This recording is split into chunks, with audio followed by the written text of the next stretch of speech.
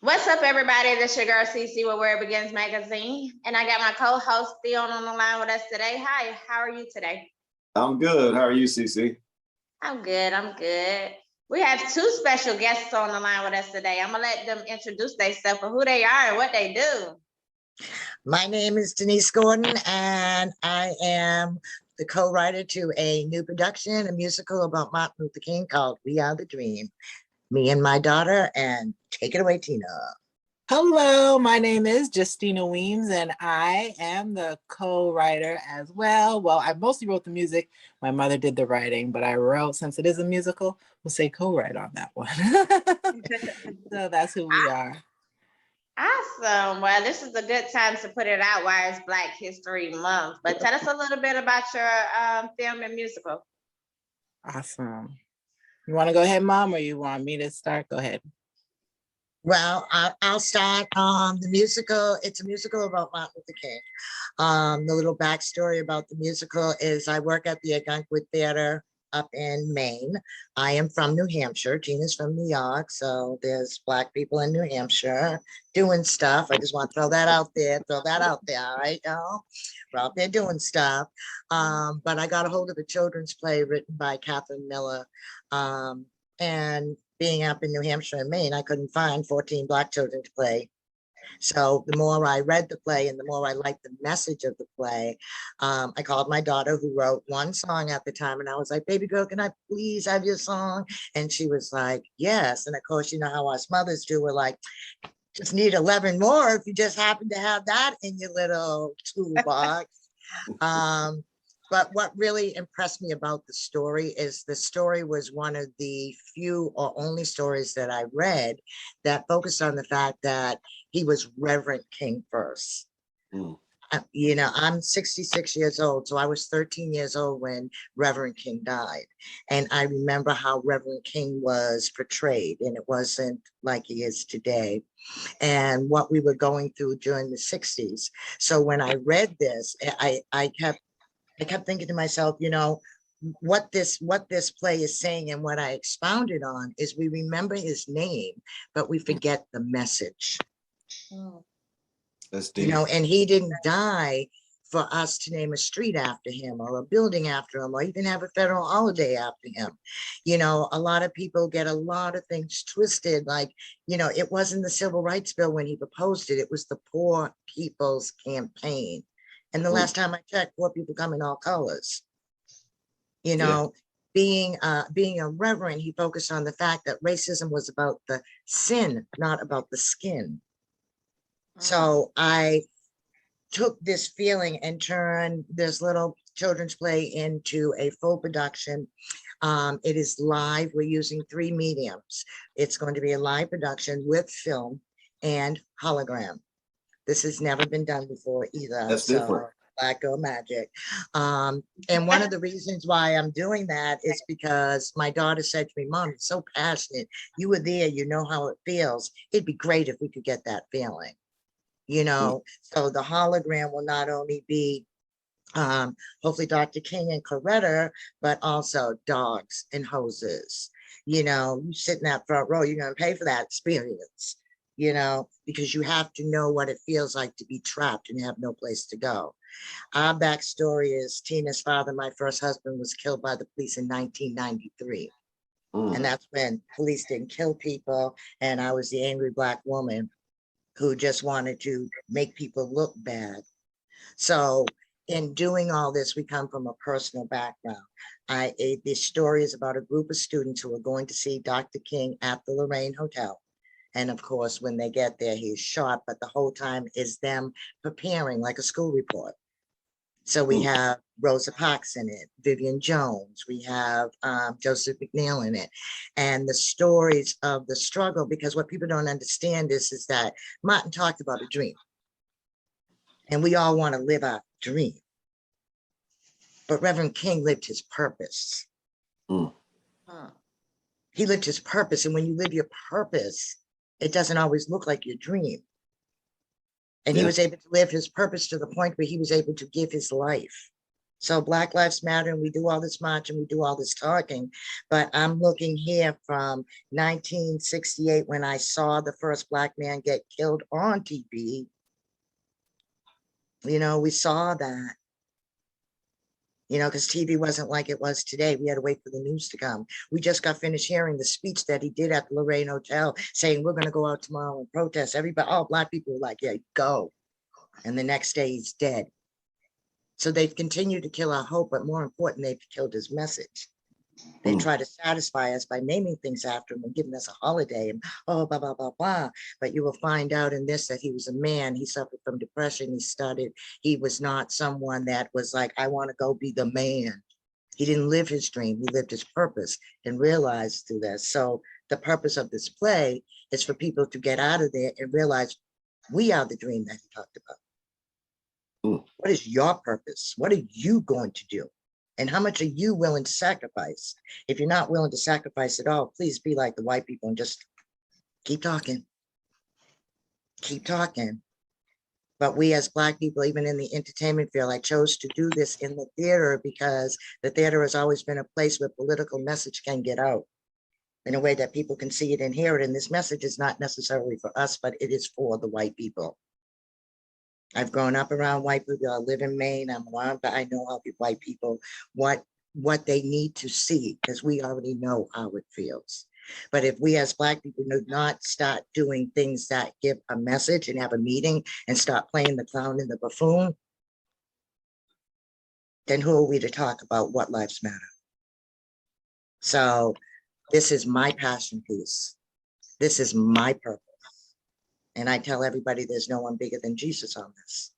And God has allowed me to work with my daughter, to work with my granddaughter. My daughter has been my support, my life. I'm not technological and I don't think I write. And so together we've been able to be blessed to be able to work together because some families can't work together. So what you see here is a miracle. Our message is not just to become a big Broadway show, which we would love and all that, and God will bless us the way he was. But for everyone who donates and sponsors, you tell us, listen, there's a church that needs to hear this message and they get a live stream. There's a prison that needs to hear this message and they get a live stream. There's a homeless shelter that can have a movie night. Because it's not enough to get the message for the people who can afford it. Okay, we're not doing any justice. Hamilton's amazing, but unless you have $800 to go to the show, see it. Or Disney Plus is another $60 on top of that. You probably won't see it. This is a message that me and my daughter are determined to get out to everyone.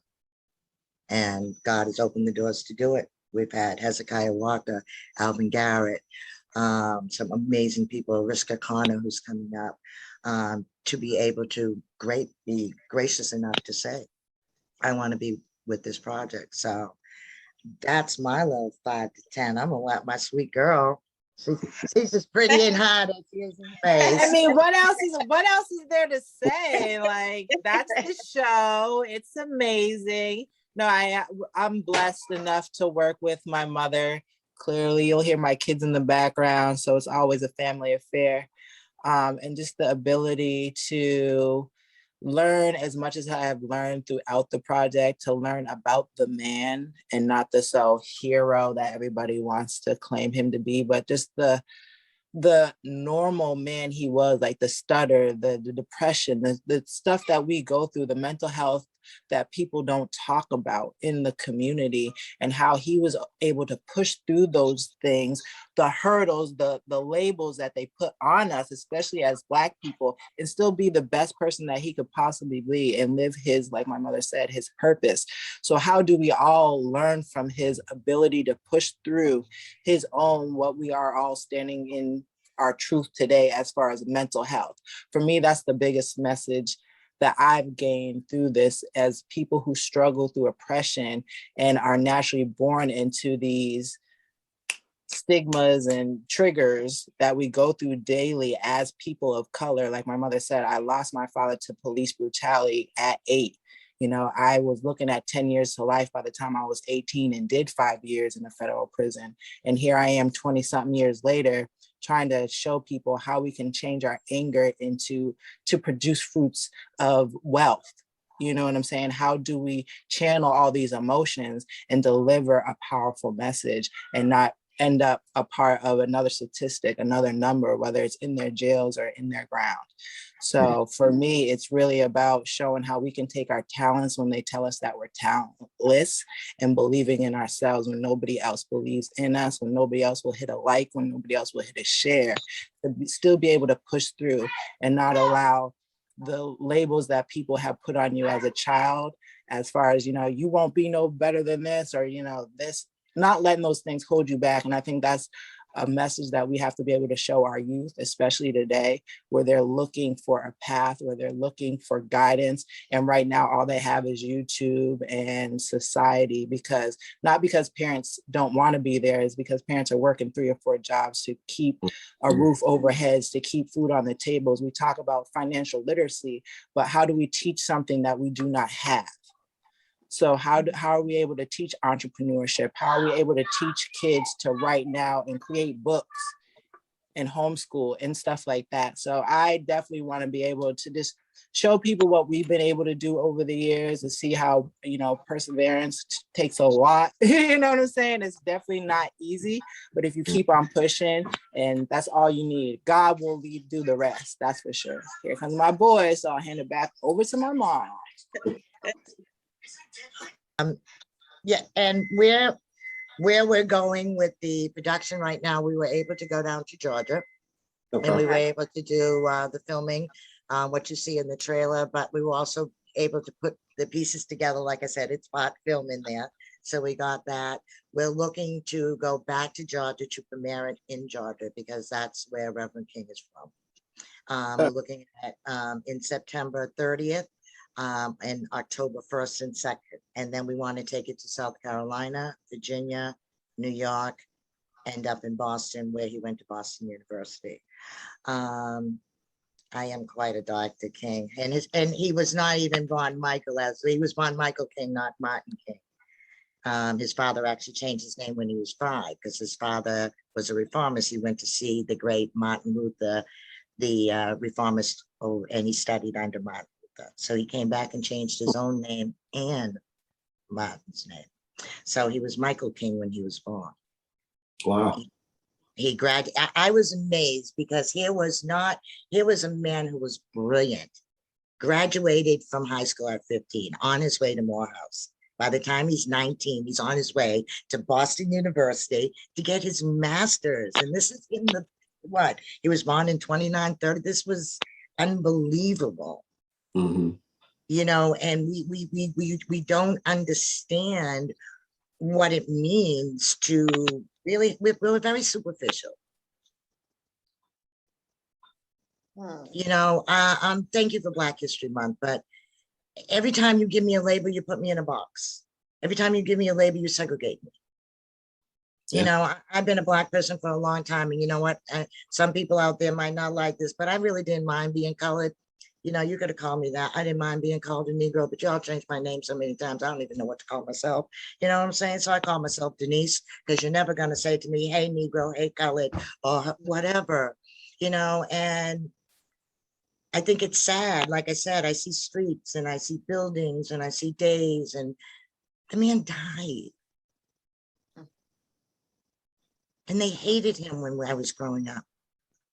He was a communist. He was a terrorist. Mm-hmm. He was on the most wanted list. This was not a man that everybody was like, let's go do with Dr. King. No, they killed Black people left and right. The Panthers, Malcolm X, like, we were being killed, and people take this, when we have Black, yeah, wow. Wow, when are we as Black people going to take pride back in ourselves? We don't need the lesson. We just need to understand that we have a purpose. Stop trying to live after silly dreams. I will not allow someone to make a fool out of Dr. King. And to me, what they do to patronize us has made him a fool. He was a reverend. He preached the good news. That's what he preached, the gospel. And they took God out of it. So you don't know the man. You don't know the man. You know, his letter from Birmingham was to call to the pastors and to the church leaders. And you know what they said? You've come a long way. Give us a little more time. So no more time. The message is coming out.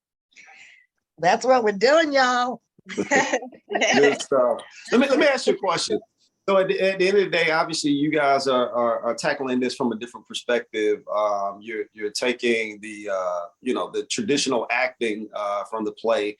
You're putting that with other types of media. How did that come about to when you saw, when you guys were looking, plotting this out and seeing the vision come to life? How did the other forms, did the film, did the holographic, how did that come in for you guys?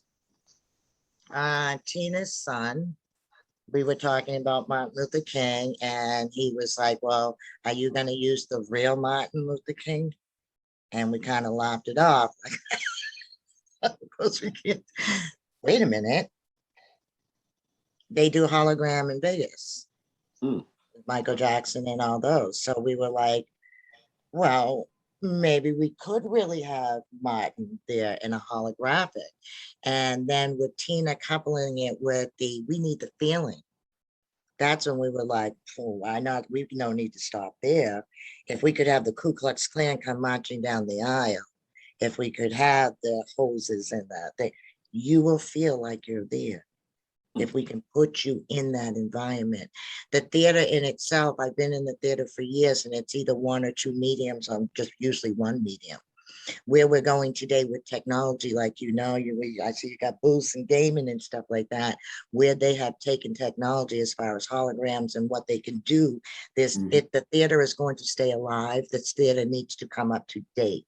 So it came up to with me, like I said, I've been in the theater my whole life. So we need to, if we're going to bring the audience back in, we need to bring them in with something they're used to, and kids are used to that type of holographic feel, watching a movie type of thing. So actually the set, when you come in, actually looks like a 1968 television set. So the feeling that you'll get is you're watching TV, because the younger audience is a TV visual, like we're doing now, type of audience. You have to know your audience. I don't just want to appeal to the people who know. I need this message to get out to our babies in a form that they can understand. So my grandson and my daughter, and I was like, that's impossible. And God said, well, really, it's not. So how's that process been, kind of waiting, balancing the weight of your purpose, obviously to get the message out, to get your medium out with Dr. King and invoke that feeling within people? How has that process been, trying to get that feeling, that essence, as well as merging that with your technology? What is that? Probably as hard as it was for Dr. King. I'm telling you, the struggle's real over here. That's bad. Okay, I would imagine. I would imagine this, yeah. It is hard to work with people, because when you're in a project, the first thing they think is dollar signs.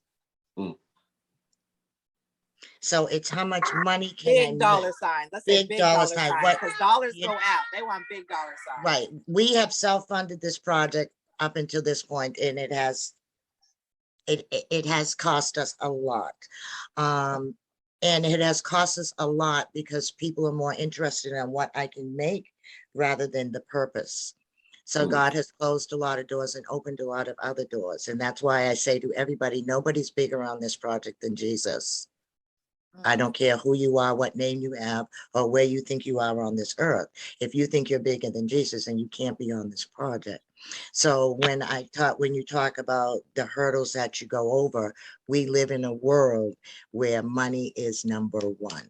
How much am I going to make? What am I going to get out of it? What's that going to do for me? Anytime you work for God, it's not about you, it's about him.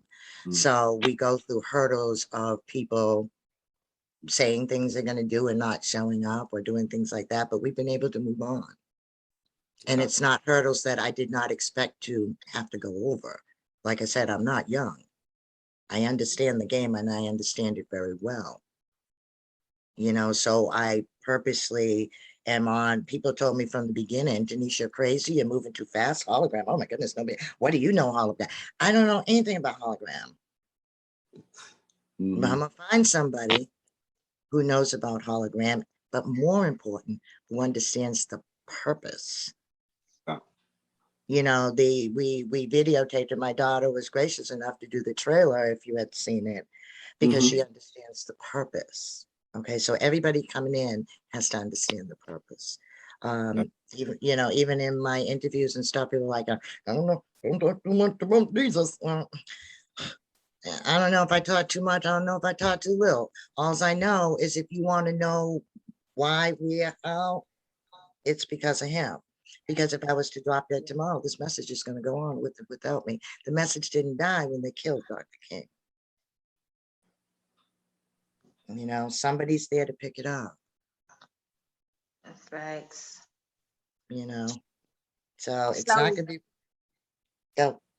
no, I was gonna say, so what do you think as a community we need to do? Some of the things we need to do to help with this project, basically. Basically, what we need from the community is That digital currency right now, those likes, shares, and those follows on all social media platforms definitely helps, you know, us get the right sponsorships and investors, because that's what they're looking for, what our following is. So right now, that digital currency, it means the world right now. So every like, share, and follow, you know, that we can get is definitely a huge help. If there are people that like the message and definitely want to be a part of it, we are always looking for sponsorships and investments. So like we said, we have invested every penny and dollar that God has given us into this. And, you know, and we'll keep on going as far as we can go. And whatever we can afford, I will learn myself and get the skill sets that I need to keep doing it. Cause that's all we keep on doing. Like whatever someone says they can do, whether we already gave them the money to do it, and we're like, okay, that's not what we were expecting, you know? So, you know, you gotta pick up certain skills along the way. So, but anybody, you know, and we're always looking for like fresh, new talent that's really looking to build their portfolios out, because they come with new ideas. And, you know, it's always good to work with people who are like last year of college, going into college as well, just to help them. And we just working with them just seems like a lot easier with people that have been like, look at all my accolades, this is how much you should pay me. And then you pay them that much and nothing gets done. So I'm going to give my props to the like little independent artists who are really out here doing their thing, who are just trying to get their foot in the door. Because baby, sometimes they be doing the most work and the best work, and it really means a lot. So I'm definitely going to shout out those people. But as far as the community, if you know somebody, you know, that can definitely come on board in any way, there's always, it's production. So there's always somebody who can fit somewhere, if it's a PA or a grip or a sound, or, you know, just somebody to help tell the story from the back end of it, you know, because that's always somebody's network is always looking for somebody's reality. But there's always opportunities, especially doing things like this, you know. So we definitely open the door for that. So look at us for all social media. If you are that person or know somebody, you know, DM me, my mother, somebody on one of those channels, and we'll definitely hit you back. Go ahead and drop your social media. Go ahead and start the contact process right now. Go ahead, That was what I was about to say. You might as well tell everybody what y'all. We Are the Dream, the musical. That's it. We Are the Dream, the musical. You can type that in on all social media platforms. You will find us. Of course, you know, we rolled out for Black History Month, so there's not a lot of content, but you will see our trailer. That's on there, a couple of pictures from when we were in Atlanta in October as we were filming. And then we're going to continue to keep people updated with everything that we got going on. Like my mom said, actually, there'll be billboards at the end of the month in Atlanta. We have more interviews coming out. And then after Atlanta, we actually want to do like a mini tour. So we'll be going to North Carolina, Virginia, Boston, New York, all that jazz. So we definitely want to keep people updated. And we are looking for schools that we can workshop this out at also, because we are about giving back to whatever community, and workshopping this out at all grade levels. is something that we are very interested in doing, very interested in, even before we perform it, maybe doing mini workshops in areas that, in different areas. We are about giving. I'm gonna brag on my daughter right now a little bit, but she just got finished writing a children's book. It's called Michael and Ralph. So, and she's also a grant writer. Tina does grant writing, and for the last 2 years, she's been writing grants for free for different Black organizations with our organization called OMA, which means Organize, Mobilize, and Action. And they're the ones who are producing this play. But Tina's an amazing talent, not just because she's my daughter, but she truly is an amazing talent. So look us up. Like I said, she put all the socials out there, people. You know, all my friends are still on MySpace. So you know what I mean? way back then. I will hit my AOL friends up, okay? I'm doing my part, all right? That's all I'm saying. But I know she has us on what, TikTok, Instagram, we have Twitter, our own, Facebook, all the social. all the socials. Well, basically, I'm sorry. Basically, y'all answer all my questions, all just introducing yourself and telling about it. You basically answer my questions. Theo, did you have any other questions? Because I know they basically talked about it all. No, I feel like I learned a little bit more about Dr. King today, Reverend Dr. King. So definitely thank you guys. Definitely any support that you guys need from us, let us know, because I'm all about making sure that we push our positive messages and push our history out there so that we can get better for the future. So I definitely support and salute you guys for that. Definitely much love and continued growth in the project, and just keep pushing it. Basically, yes. And then I definitely want to say thanks for interviewing with us today. I mean, it's been a pleasure just to hear about your journey and what y'all have going on y'all project. So whatever y'all have, just let me know, you know, especially because y'all do a lot of things in Atlanta and we're in Atlanta. So we definitely come out and support and help out. So thanks again.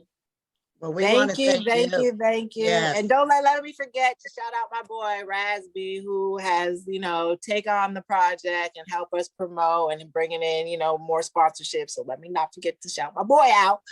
Thank you, Raz. Thank you, Raz. Thank you, Raz. Good stuff. And I want to really thank you guys, because we don't take anything for granted. So I thank you for taking the time today and really hearing about the project and supporting us with this project. Like I said, we take nothing for granted, and we know everybody's time is precious and things are going on. So I thank you from the bottom of my heart for really allowing us to be on the show today and talk about this wonderful project. And we will be in Atlanta, you guys. Wink, wink, wink. We're looking like February 19th, because those billboards are coming out. So we'll definitely shout you out, look you up, see you in person. I'm much taller in person. That might have been the only lie she told today. Well, y'all have a blessed day, and like I said, big things is happening for 2022. So I wish y'all much success on this project. Thank you so much again. It was a pleasure. Have a good one. All right.